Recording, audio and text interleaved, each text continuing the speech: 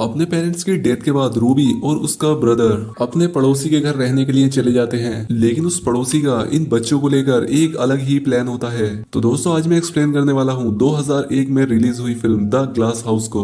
इस फिल्म की कहानी काफी अच्छी है जो कि आपको आखिर तक बांधे रखेगी। तो चलिए शुरू करते हैं आज की इस कहानी को। कहानी की शुरुआत होती है और हमें इस फिल्म की मेन कैरेक्टर रूबी को दिखाया जाता है, जो कि अपने कुछ फ्रेंड्स के साथ मूवी देखने के लिए आई थी। अगली सुबह रूबी के पेरेंट्स इस बारे में डिस्कस कर रहे होते हैं क्योंकि कल रात वो बहुत ज्यादा लेट आई थी।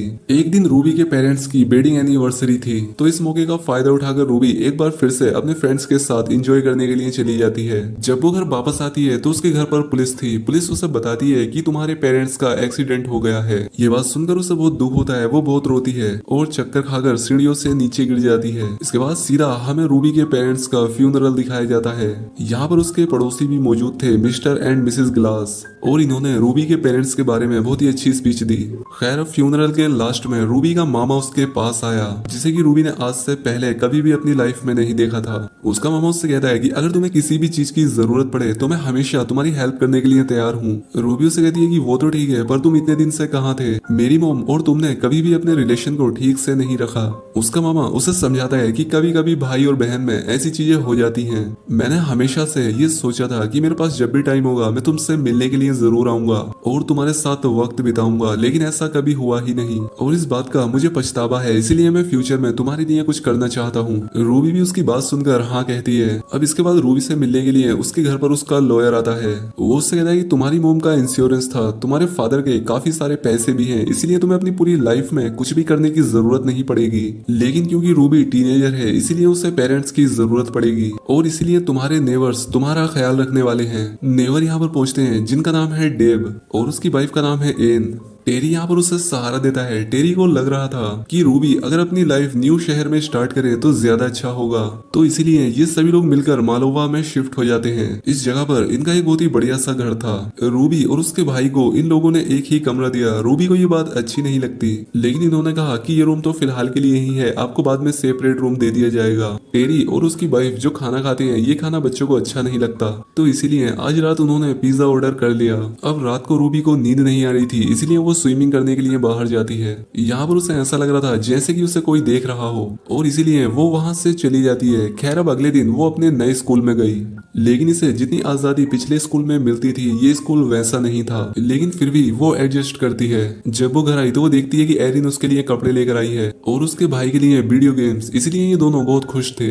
रात में रूबी स्कूल कितना घटिया है इस बारे में अपने फ्रेंड से बात कर रही थी। ये बात एरिन सुन लेती है और काफी गुस्सा हो जाती है। वो उससे कहती है कि तुम्हें यहाँ पर फ्रेंड्स बनाने हैं तो तुम्हें अपना व्यवहार चेंज करना पड़ेगा। रूबी को ये बात अच्छी नहीं लगती कि एरिन उसका फोन कॉल सुन रही थी। रात में उसे अपने पेरेंट्स के एक्सीडेंट होने के सपने आते हैं। अब एक रात के 3 बजे वो स्विमिंग कर रही होती है, तभी टेरी उसके पास आ जाता है। वो यहाँ पर उसे काफी गलत नजरों से देख रहा था। टेरी उसे यहाँ पर इस तरह से रात में स्विमिंग करने के लिए मना करता है। अब अगले दिन रूबी के स्कूल में ड्राइविंग का क्लास था, जिसमें बताया जा रहा था कि एक्सीडेंट कैसे होते हैं। इस बात से रूबी डिस्टर्ब हो जाती है। अब उसका रात में खाना खाते हुए मन नहीं लगता, इसीलिए वो वहां से उठकर चली जाती है। एरिन उसके पास आती है। वो उससे कहती है कि क्या तुम्हें कोई प्रॉब्लम है? वो कहती है कि हाँ शायद मैं बीमार लग रही हूँ। इसके बाद एरिन अपने रूम में जाती है और बहुत सारी दवाइयों में से कुछ मेडिसिन लाकर उसे दे देती है। रूबी सोचती है कि आखिर इतनी सारी दवाइयों का ये करती क्या है। अब एक रात रूबी को फिर से नींद नहीं आ रही थी। वो जाग जाती है तो वो पाती है कि टेरी और उसकी वाइफ आपस में झगड़ रहे हैं और यहाँ पर टेरी भी रूबी को नीचे देख लेता है।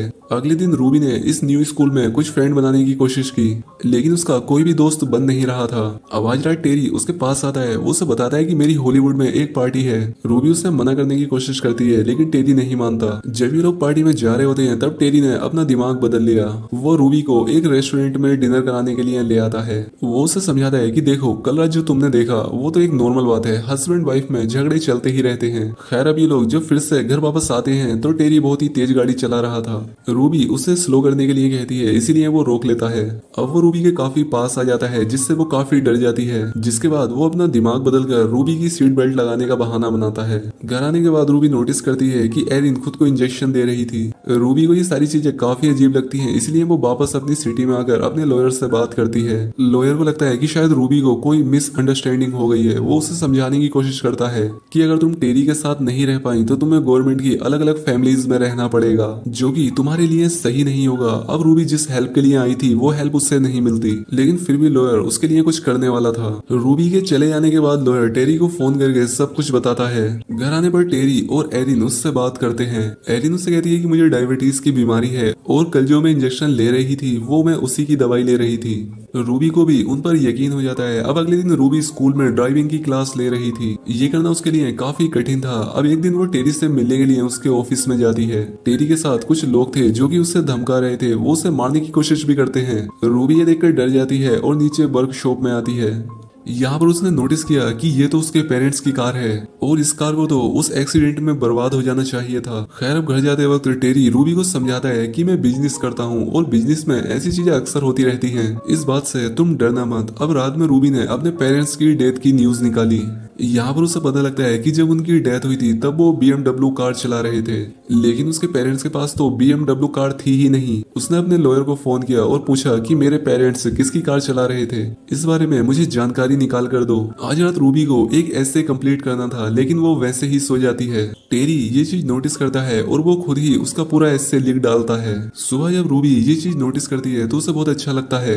अगले सीन में हम देखते हैं कि रूबी को उसके स्कूल में मिलने के लिए उसकी सोशल वर्कर आई हुई थी, क्योंकि लॉयर को जब पता चला कि रूबी और उसका ब्रदर एक ही रूम में रहते हैं तो उसे ये गलत लगा, इसीलिए वो इंस्पेक्शन के लिए आने वाली थी। लेकिन जब वो इंस्पेक्शन के लिए इनके घर पहुंचती है तो टेरी ने पहले से ही उनके रूम अलग अलग कर दिए थे और रूबी का भाई भी टेरी के बारे में बहुत ही अच्छी अच्छी बातें कहता है। सोशल वर्कर को छोड़ने के लिए जब सभी लोग वापस गए तो रूबी ने कचरे में पड़ा हुआ उसका कॉलेज का लेटर देखा। टेरी ने रूबी के कॉलेज को कैंसिल कर दिया था और उसके सारे जमा किए हुए पैसे भी वापस ले लिए। रूबी को उसके मामा का लेटर भी आया था जो कि इन लोगों ने उसे दिखाया ही नहीं। रूबी को ये सारी बातें बहुत ज्यादा अजीब लगी। रात में ईमेल के जरिए वो अपने वकील को कांटेक्ट करने की कोशिश करती है, लेकिन टेरी ने उसका अकाउंट बंद करा दिया था। रूबी टेरी को डिस्टर्ब नोटिस करती है और वो फोन पर बात कर रहा था और इसीलिए वो नीचे आकर उसकी सारी बातें सुन रही थी। टेरी फोन पर कह रहा था कि मैं आपके सारे पैसे वापस कर दूंगा। दरअसल पहले मेरा एक बिजनेस पार्टनर था लेकिन उसने मुझे धोखा दिया और अब मेरे पास बहुत सारे पैसे हैं। मैं धीरे धीरे करके आपके सारे पैसे चुका दूंगा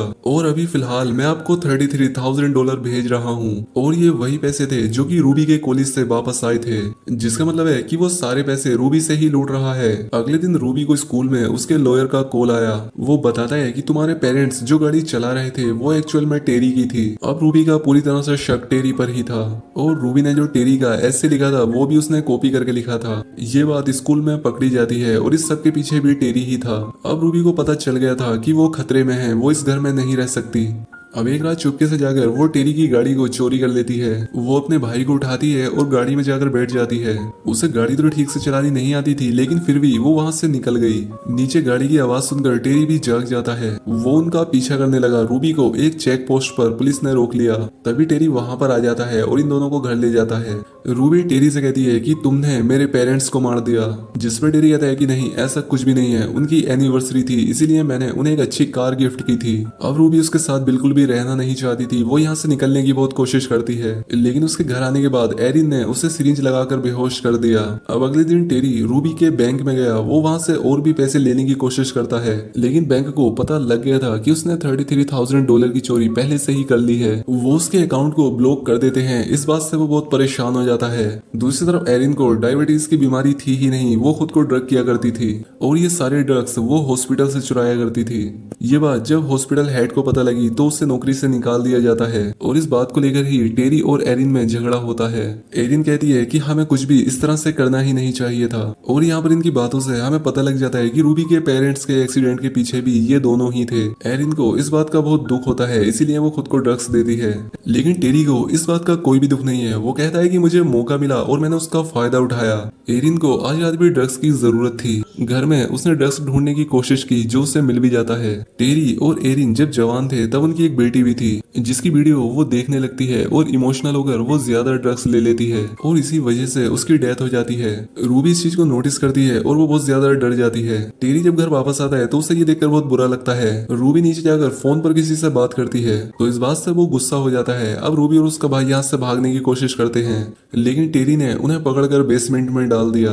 अब इन लोगों ने बेसमेंट से निकलने की कोशिश की। दरअसल यहाँ पर एक वेंट था। टेरी घर से बाहर जाने वाला था लेकिन वो अपना दिमाग बदल लेता है और घर पर ही आकर ड्रिंक करके सो जाता है। अब किसी तरह से ये दोनों घर से बाहर आ गए और टेरी की चाबी लेकर ये दोनों यहाँ से भागने वाले थे। तभी इनका लॉयर यहाँ पर आ जाता है। वो उससे कहता है कि तुमने सब कुछ बर्बाद कर दिया है और बैंक ने भी तुम्हें ब्लॉक कर दिया है।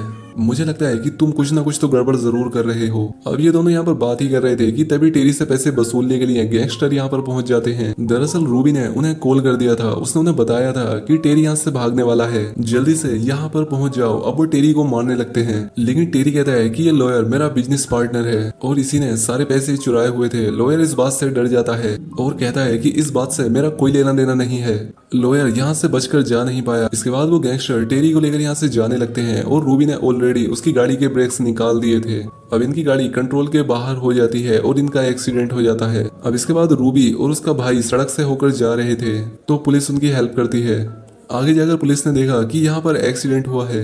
वो नीचे देखने की कोशिश करता है, लेकिन टेरी अभी भी जिंदा था और वो उस पुलिस ऑफिसर को ही मार डालता है। पुलिस की गन लेकर वो ऊपर आ जाता है, वो रूबी को भी मारने वाला था। रूबी डर जाती है, वो जल्दी से ड्राइविंग सीट पर आ जाती है और वो अपनी गाड़ी से टेरी को कुचल देती है।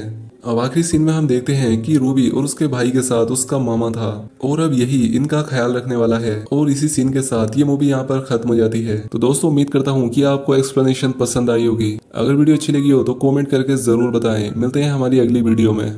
इसी के साथ आज का वीडियो हम खत्म करते हैं। अगर आपको अच्छा लगा तो प्लीज इस वीडियो को लाइक और कमेंट जरूर कर दीजिएगा। मैं बहुत सारी मूवीज लेकर आता रहता हूँ, तो प्लीज इस चैनल को सब्सक्राइब कर दीजिए और बेल नोटिफिकेशन आइकॉन दबाना मत भूलिएगा। हम फिर से मिलेंगे और एक नई मूवी के साथ। तब तक के लिए थैंक यू और आप अपने आप का ख्याल रखिए।